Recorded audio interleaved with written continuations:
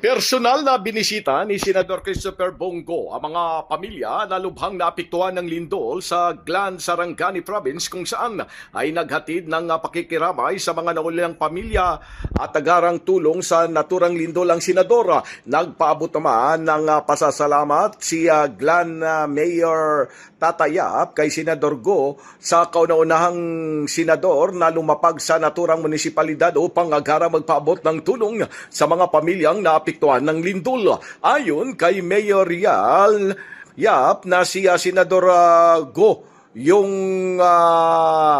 umano ang pinakaunang opisyal sa nasyonal na nakapunta sa bayan nila, kaya tuwang-tuwa sila dahil sa hindi sila pinabayaan at hindi nasayang anya yung kanilang boto kay Senador Go. Paliwanag naman ni Senador Go, prioridad niya ang serbisyo publiko at ang kanyang ginagawa ngayon anya ay trabaho lang ng trabaho. Binigyan din pa ng senador na galing umano siya sa Malapatan kung saan ay namahagi rin siya ng assistance at nagpabot ng pakikiramay sa mga pamilyang nawalan ng mahal sa buhay kung saan ay binanggit ni Senador Go na ang naturang sitwasyon ay nangangailangan ng agarang atensyon lalo na sa mga nasawi, nasugatan, nasirang kalsada at bahay at agarang ding pangangailangan ng pagkain, tubig at gasolina. Binanggit din ni Senador Go ang lugar sa Malapatan na kanyang napuntahan at nagpabot ng tulong at nakiramay sa mga nasawi kung saan ang naturang lugar ang pinakamaraming nasawi na umaabot sa mahigit 20. Ang nasabing lugar ay mahirap tawirin dahil sa nagbangka na rin sila, kaya dahil sa naputol yung tulay.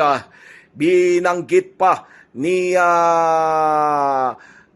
nanawagan pa si Senador Go sa mga kasamang niyang mambabatas o gobyerno na unahin nilang tulungan ang munisipyo na lubhang nasira.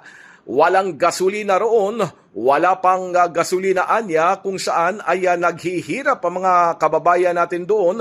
Tigilan na umano nila ang bangayan sa politika sa Senado o sa buong Pilipinas. Magkaisa muna umano sila, magserbisyo sila at magtrabaho muna dahil kawawaan niya ang mga kababayan natin sa Mindanao na lubhang naapektuhan ng lindol. Pilipinas, mula sa Senado, Silvestre Rambulabay, Radyo Kayo Manggi.